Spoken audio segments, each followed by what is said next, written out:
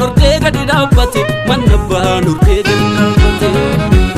abbaa biyyaatu biyyaaf tola farda abbaatu leenjisa yaabbate farda abbaatu leenjisa yaabbate daboolammi nutu yaammatee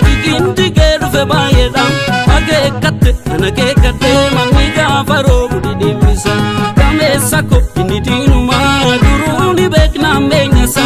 ormaan miche fira sheertuu kalee saree nama nyaachisa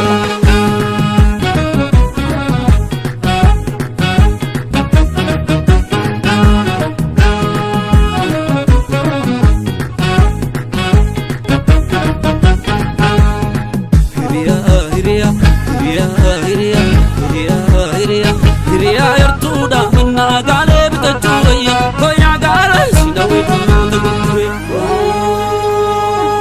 itti diigani bahuunii callaaf jedhiidha gargar baasan warfide tilaalaa fuutu lootuu balleessa itti diigani fidanii lubbuudhanuu kaffalan aarsan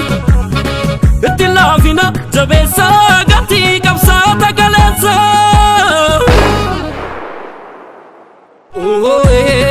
gaame kamba urumticha beeka abbata farda gaame kamba urumticha beeka abbata farda maalo matau ulutti kaatee qabaanu danda'u maalo matau ulutti kaatee qabaanu danda'u toltu feene deemna mortuu miila dhoofna biyyi keenya gadaan keenya dhiiroo geerranii geerraa keessa deemna hortuu faana deemna gattuu miila dhoofna biyyi keenya gadaan keenya dhiiroo geerranii geerraa keessa deemna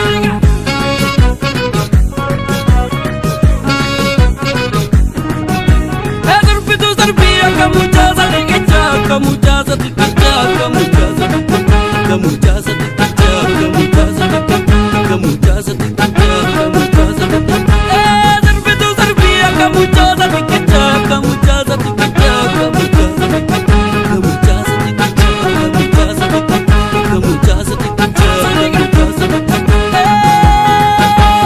darbitu darbii akka mucaasa dhiqichaa akka mucaasa dhiqichaa akka mucaasa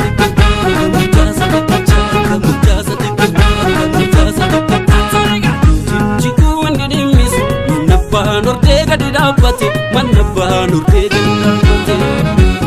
abbaa biyyaatu biyyaaf tola farda abbaatu leenjisa yaabbate farda abbaatu leenjisa yaabbate galeessarra baree waa baree dammaqee kunoo wallaggeeffate jijjigu inni dhimmisu manaasaa gamtaadhaan ijaarrate sanyii gada dalagee dhufee jabaan jabaa dacha miixate saalfachi sunun kaalessu ilma abbaa gadaa nu tarkaanfate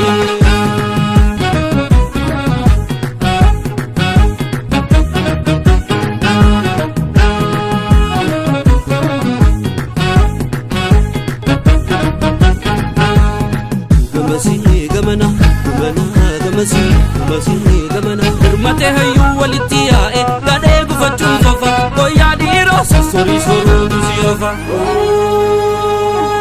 itti diigani bahuunii callaaf jedhiidha gargar baasan warfide tilaalaa fuutu lootuu balleessa